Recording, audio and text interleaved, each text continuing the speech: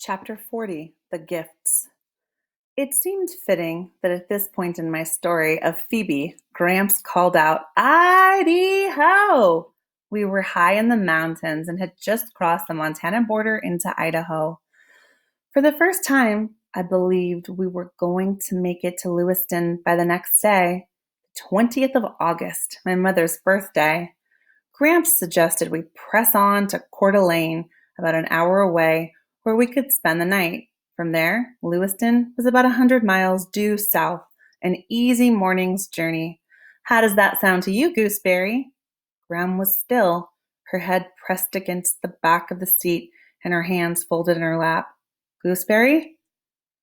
When Gram spoke, you could hear the rattle in her chest. "Oh, that's fine," she said. "Gooseberry, are you feeling okay?" "I'm a little tired," she said. "We'll get you to bed real soon." Gramps glanced back at me, troubled. "Gram, if you want to stop now, that would be okay," I said. "Oh, no," she said. "I'd like to sleep in Coeur d'Alene tonight. Your mama sent us a postcard from Coeur d'Alene, and on it was a beautiful blue lake." She coughed a long, rattly cough. Gramps said, "Okay, then, bountiful blue lake, here we come." Graham said, "I'm so glad Peebee's mama came home. I wish your mama could come home too." Gramps nodded his head for about 5 minutes. Then he handed me a tissue and said, "Tell us about Mrs. Partridge. What was she doing leaving a gall dang envelope on Peebee's porch?" That's what Phoebe and I wanted to know. "Did you want something, Mrs. Partridge?" I asked. She put her hand on her lips. She said. Phoebe snatched the envelope and ripped it open. She read the message aloud.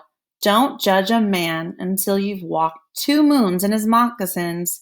Mrs. Partridge turned to go. "Bye-bye," she said.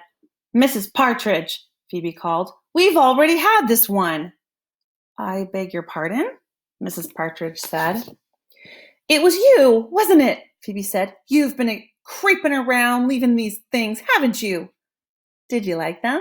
Mrs. Partridge said, as she stood there in the middle of the sidewalk with her head tilted up at us and that quizzical look on her face. She looked like a mischievous child.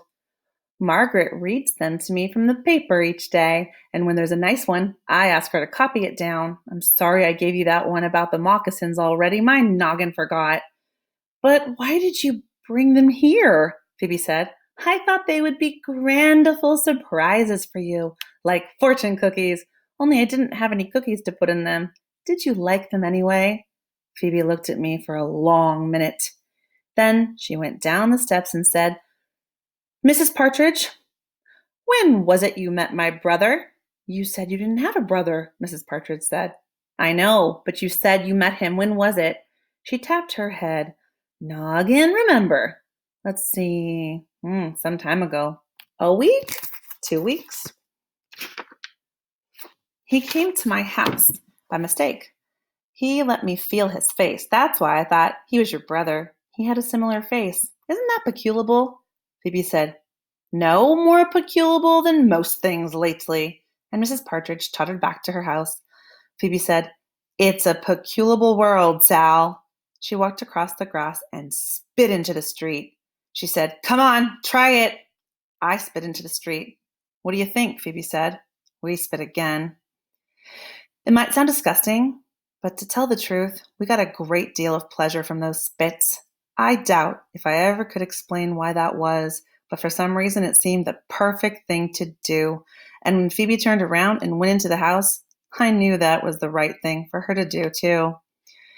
With the courage of that spit in me, I went to see Margaret Cadaver, and we had a long talk. And that's when I found out how she met my father. It was painful to talk with her, and I even cried in front of her. But afterward, I understood why my father liked to be with her. Ben was sitting on my front steps when I got home. He said, "I brought you something. It's out back." He led me around the side of the house, and there, strutting across the little patch of grass, was a chicken. I was never in my life so happy to see a chicken. Ben said, I named it, but you can change the name if you want. When I asked him what its name was, he leaned forward and I leaned forward, and another kiss happened. A spectacular kiss, a perfect kiss. And Ben said, its name is Blackberry. Oh, Graham said, it's the end of the baby story? Yes, I said. This wasn't quite true, I suppose, as I could have told more. I could have told about Phoebe getting adjusted to having a brother and her new mother and all of that. But that part was still going on, even as we traveled through the mountains. It was a whole different story. I liked that story about Phoebe, and I'm glad it wasn't too awfully sad. Graham closed her eyes, and for the next hour, as Gramps drove toward Coeur d'Alene, he and I listened to her rattly breathing. I watched her lying there so still, so calm. Gramps, I whispered, she looks a little gray, doesn't she? Yes, she does, Chickabiddy. Yes, she does. He stepped on the gas and we raced toward Coeur d'Alene.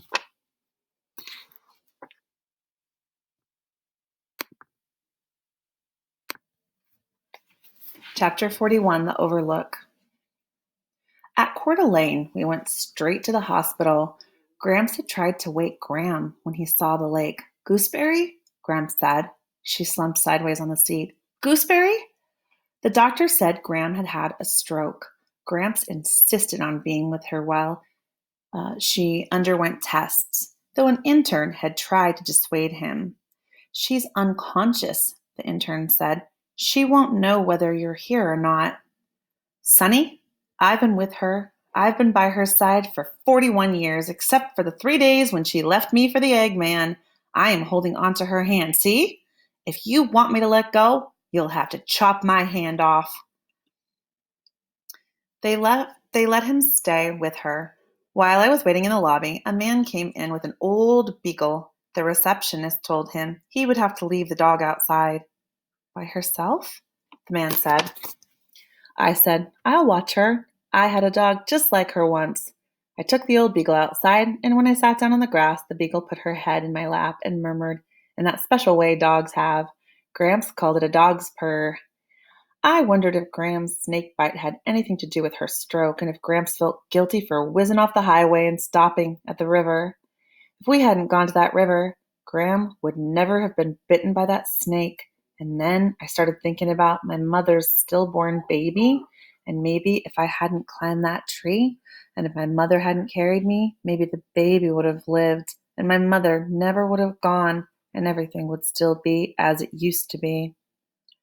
But as I sat there thinking these things, it occurred to me that a person couldn't stay all locked up in a house like Phoebe and her mother had tried to do at first. A person had to go out and do things and see things, and I wondered for the first time if this had something to do with Graham and Gramps taking me on this trip. The beagle in my lap was just like our Moody Blue. I rubbed her head and prayed for Graham. I thought about Moody Blue's litter of puppies. For the first week, Moody Blue wouldn't let anyone come anywhere near those puppies.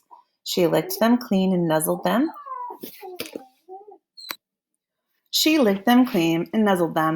They squealed and pawed their way up to her, with their eyes all sealed. Gradually, Moody Blue let us touch the puppies, but she kept her sharp eyes on us, and if we tried to take a puppy out of the sight, she growled. Within a few weeks, the puppies were stumbling away from her, and Moody Blue spent her days herding them back. But when they were about 6 weeks old, Moody Blue started ignoring them. She snapped at them and pushed them away. I told my mother that Moody Blue was being terrible. She hates her puppies. It's not terrible, my mother said. It's normal. She's weaning them from her. Does she have to do that? Why can't they stay with her? It isn't good for her or for them. They have to become independent. What if something happened to Moody Blue? They wouldn't know how to survive without her. While I prayed for Graham outside the hospital, I wondered if my mother's trip to Idaho was like Moody Blue's behavior. Maybe part of it was for my mother, and part of it was for me. When the beagle's owner returned, I went back inside It was after midnight when a nurse told me I could see Graham. She was lying, still and gray, on the bed. A little dribble was coming out from one side of her mouth. Gramps was leaning over her, whispering in her ear. A nurse said, "I don't think she can hear you." "Of course she can hear me," Gramps said. "She'll always be able to hear me."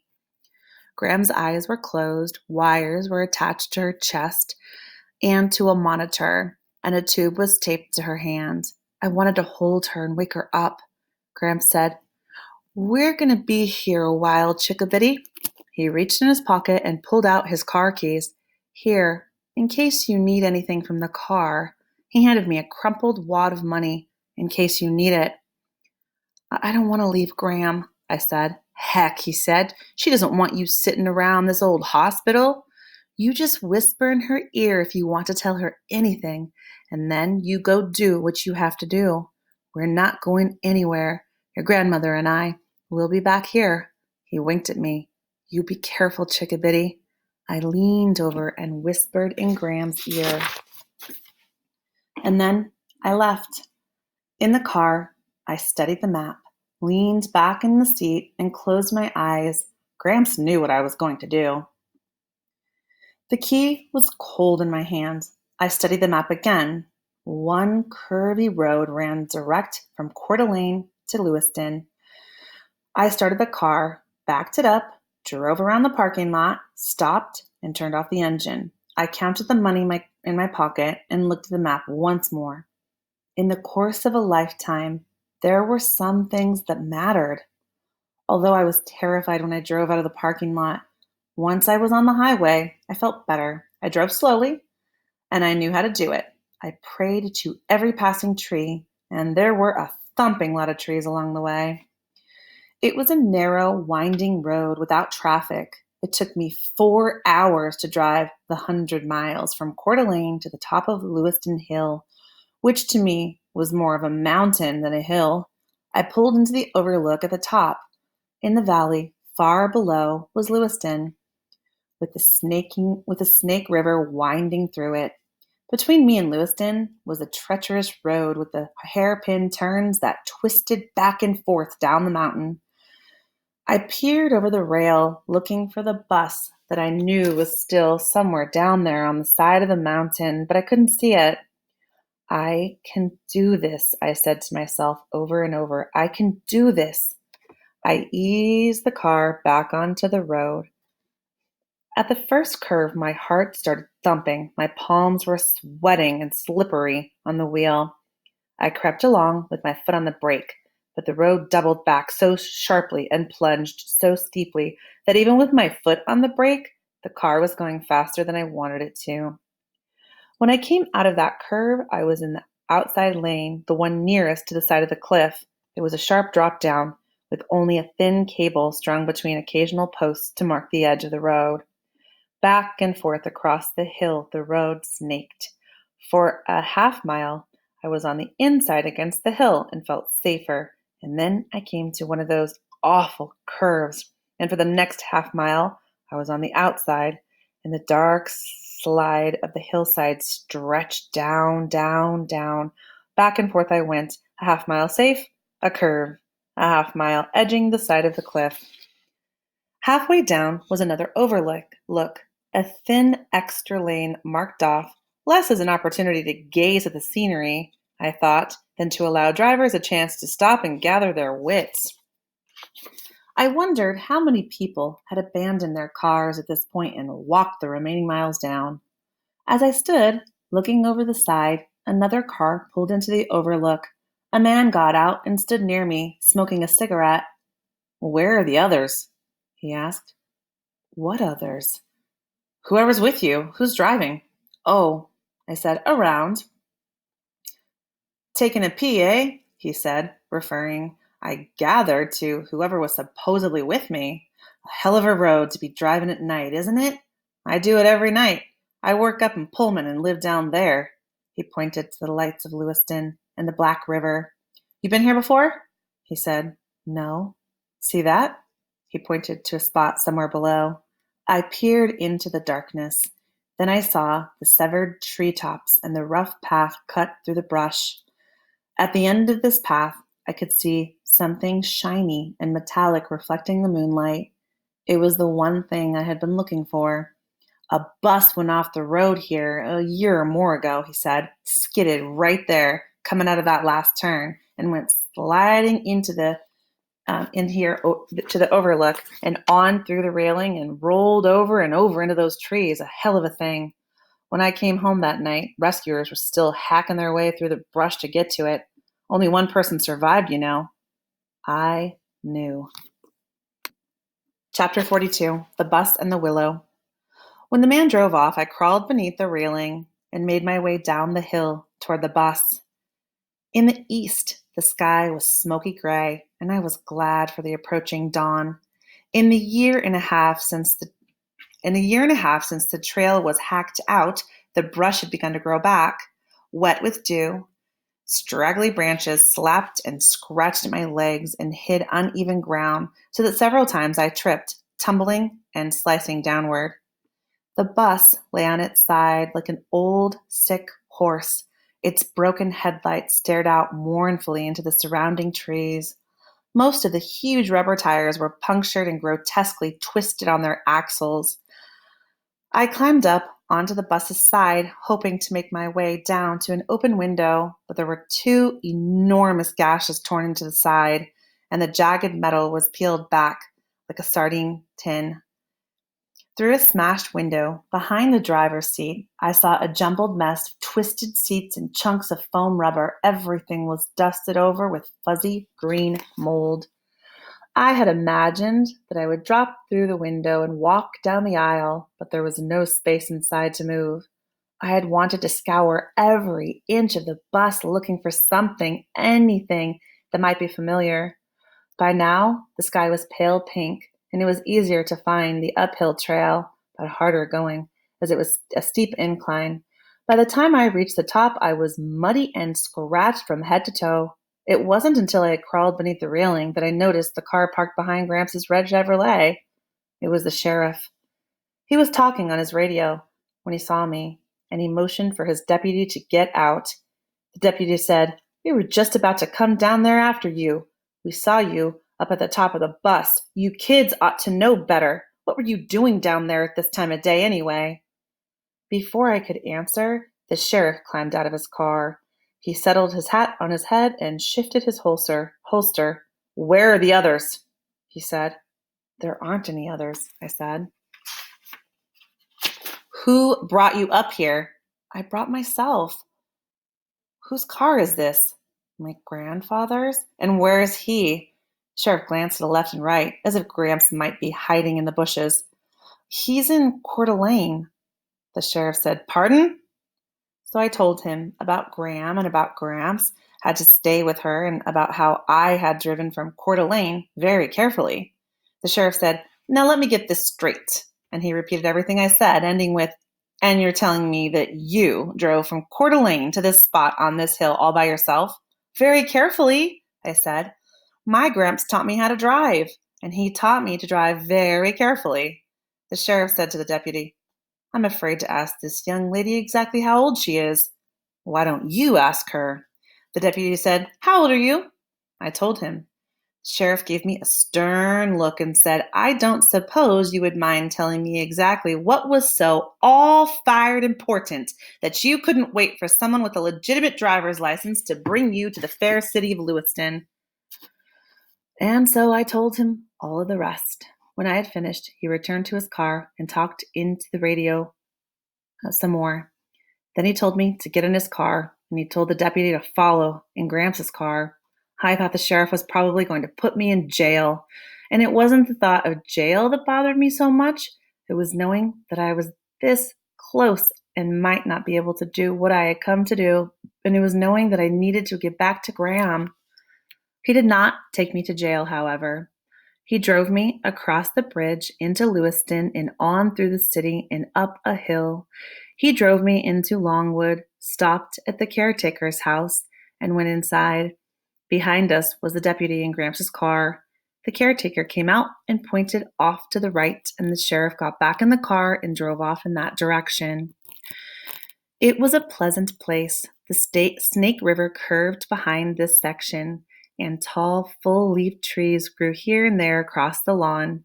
The sheriff parked the car and led me up the path toward the river, and there, on the little hill, overlooking the river and the valley, was my mother's grave.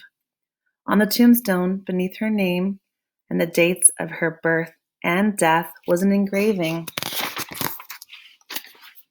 of a maple tree, and it was only then, when I saw the stone and her name, John Husson Sugar Pickford Hiddle, and the engraving of the tree, that I knew, by myself, for myself, that she was not coming back. I asked if I could sit there for a while, because I wanted to memorize the place. I wanted to memorize the grass and the trees and the smells and the sounds. In the midst of the still morning, with only the sound of the river gurgling by, I heard a bird who was singing a bird song, a true, sweet bird song. I looked all around and then up into the willow that leaned toward the river. The bird song came from the top of the willow, and I did not want to look too closely because I wanted it to be the tree that was singing. I kissed the willow. "Happy birthday," I said. In the sheriff's car, I said, "She isn't actually gone at all. She's singing in the trees." "Whatever you say, Miss Salamanca Hiddle. You can take me to jail now." Chapter 43. Our Gooseberry. Instead of taking me to jail, the sheriff drove me to Coeur d'Alene with a deputy following us in Gramps' car. The sheriff gave me a lengthy and severe lecture about driving without a license, and he made me promise that I would not drive again until I was 16. "Not even on Gramps' farm?" I said. He looked straight ahead at the road. "I suppose people are going to do whatever they want to on their own farms," he said, "as long as they have a lot of room to maneuver, and as long as they are not endangering the lives of any other persons or animals. But I'm not saying you ought to. I'm not giving you permission or anything." I asked him to tell me about the bus accident. When I asked him if he had been there that night and if he had seen anyone brought out of the bus, he said, "You don't want to know all that.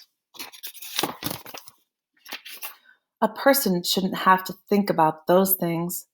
"Did you see my mother?" "I saw a lot of people, Salamanca, and maybe I saw your mother, and maybe I didn't. But I'm sorry to say that if I did see her, I didn't know it. I remember your father coming into the station. I do remember that, but I wasn't with him when... I wasn't there when... Did you see Mrs. Cadaver?" I said. "How do you know about Mrs. Cadaver?" he said. "Of course I saw Mrs. Cadaver. Everyone saw Mrs. Cadaver. 9 hours after that bus rolled over and over, as all those stretchers were being carried up the hill and everyone despairing, there was her hand coming up out of the window, and everyone was shouting because there was a moving hand." He glanced at me. "I wish it had been your mother's hand." "Mrs. Cadaver was sitting next to my mother," I said. "Oh." They were strangers to each other when they got on that bus, but by the time they got off 6 days later, they were friends. My mother told Mrs. Cadaver all about me and my father and our farm in Bybanks. She told Mrs. Cadaver about the fields and the blackberries and Moody Blue and the chickens and the singing tree. I think that if she told Mrs. Cadaver all of that, then my mother must have been missing us, don't you think?" "I'm sure of it," the sheriff said. "And how do you know all this?" So I explained to him how Mrs. Cadaver had told me all of this on the day Phoebe's mother returned. Mrs. Cadaver told me about how my father visited her in the hospital in Lewis. Mrs. Cadaver told me about how my father had visited her in the hospital in Lewiston after he had buried my mother. He came to see the only survivor from the bus crash, and when he learned that Mrs. Cadaver had been sitting next to my mother, they started talking about her. They talked for 6 hours. Mrs. Cadaver told me about her and my father writing to each other, and about how my father needed to get away from Bybanks for a while. I asked Mrs. Cadaver why my father hadn't told me how he had met her, and she said he had tried, but I didn't want to hear it, and he didn't want to upset me. He thought I might dislike Margaret because she had survived and my mother had not. "Do you love him?" I asked Mrs. Cadaver. "Are you going to marry him?" "Goodness," she said. It's a little early for that. He's holding on to me because I was with your mother and held her hand in her last moments. Your father isn't ready to love anyone else yet. Your mother was one of a kind. That's true. She was. And even though Mrs. Cadaver had told me all of this and had told me how she had been with my mother in her last moments, I still did not believe that my mother was actually dead. I still thought that there might have been a mistake. I don't know what I had hoped to find in Lewiston. Maybe I expected that I would see her walking through a field and I would call to her and she would say, "Oh, Salamanca, my left hand." And, "Oh, Salamanca, take me home." I slept for the last 50 miles into Coeur d'Alene, and when I awoke, I was sitting in the sheriff's car outside the hospital entrance. The sheriff was coming out of the hospital. He handed me an envelope and slid in beside me on the seat. In the envelope was a note from Gramps giving the name of the motel he was staying at. Beneath that was he had written, "I am sorry to say that our gooseberry died at 3 o'clock this morning." Gramps was sitting on the side of the bed in the motel talking on the telephone. When he saw me the sheriff at the door, he put the phone down and hugged me to him. The sheriff told Gramps how sorry he was and that he didn't think that it was time or the place to give anybody a lecture about underage granddaughters driving down a mountainside in the middle of the night. He handed Gramps his car key and asked Gramps if he needed help making any arrangements. Gramps said he had taken care of most things. Gramps' body was being flown back to Bybanks where my father would meet the plane. Gramps and I were going to finish what had to be done in Coeur d'Alene and leave the next morning. After the sheriff and his deputy left, I noticed Graham and Gramps' open suitcase. Inside were Gramps' things, all mixed in with Gramps' clothes. I picked up her baby powder and smelled it. On the desk was a crumpled letter. When Gramps saw me look at it, he said, "I wrote her a letter last night. It's a love letter." Gramps lay down on the bed and stared up at the ceiling. "Chickabiddy," he said, "I miss my gooseberry." He put one arm around his eyes. His other hand patted the empty space beside him. "This ain't," he said. "This ain't. It's okay," I said. I sat down on the other side of the bed and held his hand. "This ain't your marriage bed." About 5 minutes later, Gramps cleared his throat and said, "But it will have to do." Chapter 44, Bybanks. We're back in Bybanks now. My father and I are living on our farm again, and Gramps is living with us. Gram is buried in the aspen grove where she and Gramps were married. We miss our gooseberry every single day. Lately, I've been wondering if there might be something hidden behind the fireplace, because just as the fireplace was behind the plaster wall and my mother's story was behind Phoebe's, I think there was a third story behind Phoebe's and my mother's, and that was about Gram and Gramps. On the day after Gram was buried, her friend Gloria, the one Gram thought was so much like Phoebe, and the one who had a hanger-in for Gramps, came to visit Gramps. They sat on our porch while Gramps talked about Gram for 4 hours straight. Gloria asked if we had any aspirin. She had a grand headache. We haven't seen her since. I wrote to Tom Fleet, the boy who helped Gram when the snake took a snack out of her leg. I told him that Gram made it back to Bybanks, but unfortunately she came in a coffin. I described the aspen grove where she was buried and told him about the river nearby. He wrote back saying that he was sorry about Gram and maybe he would come and visit the aspen grove someday. When he asked, "Is your riverbank private property?" Gramps was giving me more driving lessons in the pickup truck. We practice over on Gramps' old farm, where the new owner lets us clonk around on the dirt roads. With us rides Gramps' new beagle puppy, which is named Huzza Huzza. Gramps pets the puppy and smokes his pipe as I drive, and we both play the moccasin game. It's a game we made up on our way back from Idaho. We take turns pretending we're walking in someone else's moccasins. If I were walking in Peebee's moccasins, I would be jealous of my new brother dropping out of the sky. If I were in Gramps' moccasins right this minute, I would want to cool my feet in that river over there. If I were walking in Ben's moccasins, I would miss Salamanca Hiddle.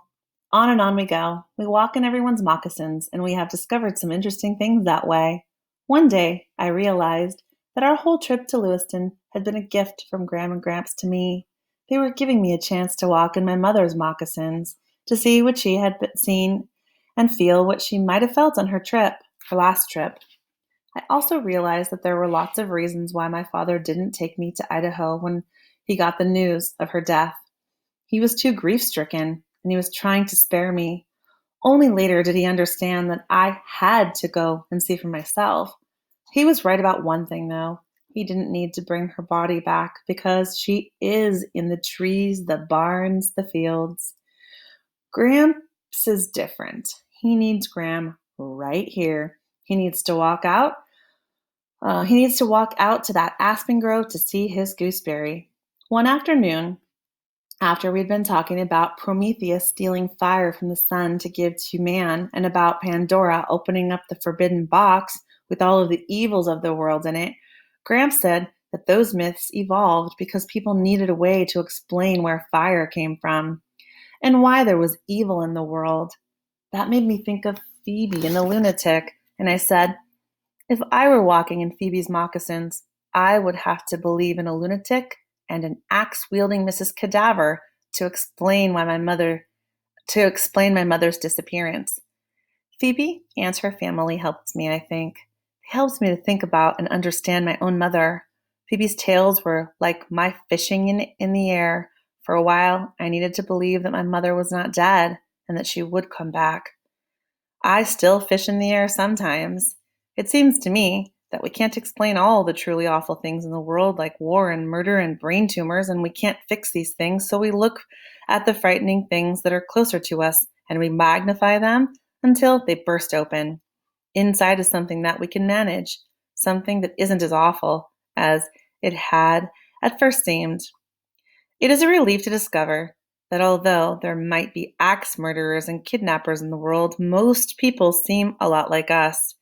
Sometimes afraid and sometimes brave, sometimes cruel and sometimes kind. I decided that bravery is licking Pandora's box full in the eye as best we can, and then turning to the other box, the one with the smooth, beautiful folds inside. Mama kissing trees, my Gram saying huzza huzza, Gramps and his marriage bed. My mother's postcards and her hair are still beneath the floorboards in my room. I reread all the postcards when I came home. Grandma Gramps and I had been to every place my mother had been. There are the Black Hills, Mount Rushmore, the Badlands. The only card that is still hard for me to read is the one from Coeur d'Alene, the one that I received 2 days after she died. When I drive Gramps around in his truck, I also tell him all the stories my mother told me. His favorite is a Navajo one about Estenelia. She's a woman who never dies. She grows from a baby to a mother to an old woman and then turns into a baby again, and on she goes, living 1,000 lives. Gramps likes this, and so do I. I still climb the sugar maple tree, and I have heard the singing tree sing. The sugar maple tree is my thinking space. Yesterday, in the sugar maple, I realized that I was jealous of 3 things. The first jealousy is a foolish one. I am jealous of whoever Ben wrote about in his journal, because it was not me. The second jealousy is this. I am jealous that my mother had wanted more children. Wasn't I enough?